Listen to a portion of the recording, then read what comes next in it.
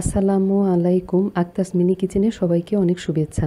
আজ আমি আপনাদের কাঁচা আম দিয়ে টক মিষ্টি ঝাল আমের আচার তৈরি করে দেখাবো। এখানে 1 কেজি কাঁচা আম নিয়েছি।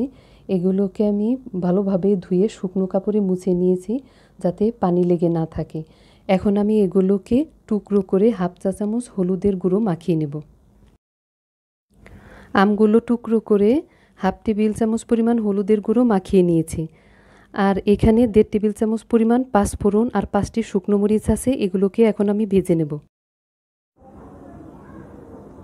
আমি এখন পাঁচফোড়নগুলো ভেজে নিচ্ছি।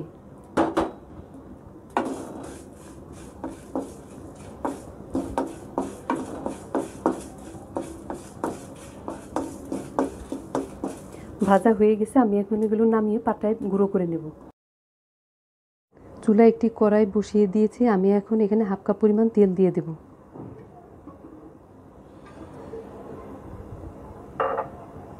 এখন আমি এতে 8 কোয়া রসুন রেখেছি, সেটা দিয়ে দেব। এখন এটাকে মিডিয়াম আঁচে দিয়ে দেব, দিয়ে কিছুক্ষণ নেড়ে নেব।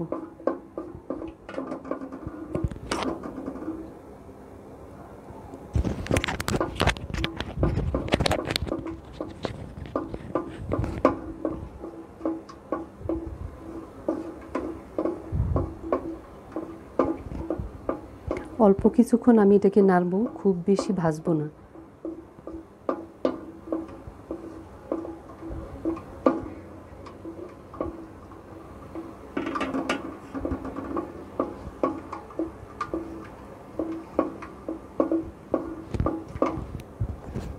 এখন আমি আমগুলো দিয়ে দেব।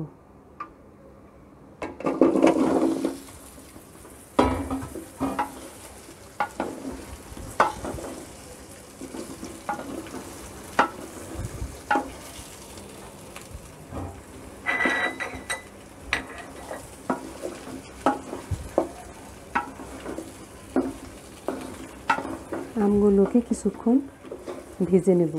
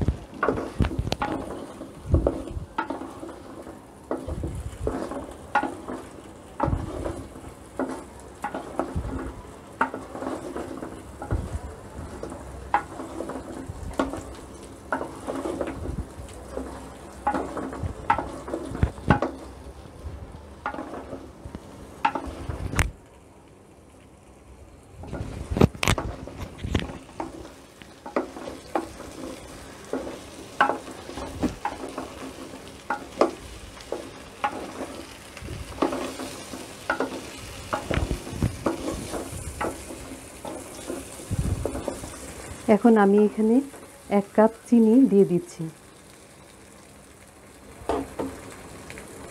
1 টেবিল চামচ পরিমাণ লবণ, ওটাও দিয়ে দিচ্ছি। আর 3 টেবিল চামচ পরিমাণ হোয়াইট ভিনেগার রেখেছি, সেটা দিয়ে দিলাম। ভিনেগারটা দিলে আচারটাকে অনেক দিন পর্যন্ত ভালো রাখা যায়, আচারটা ভালো থাকে। আমরা আচারটাকে বাইরে রাখলে, সেটা ভিনেগার দিলে দেখা যায় যে অনেক দিন ভালো থাকে। আমরা আচারটাকে ফ্রিজে রেখেও খেতে পারি। এটাকে এখন নেড়ে দিতে হবে।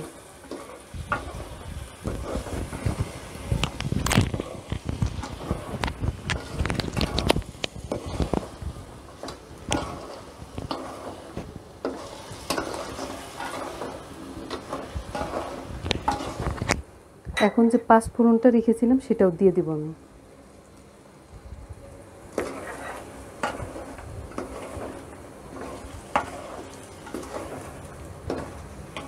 পাঁচফোড়নটা আমি ভেজে গুঁড়ো করে নিয়েছি, সেটা এখানে দিয়ে দিলাম।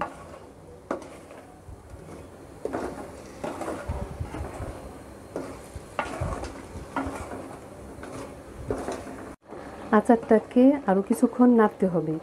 আর আচারে আমি সরষের তেলটা ব্যবহার করেছি। আচারে মূলত সরষের তেলটাই সবসময় ব্যবহার করতে হয়।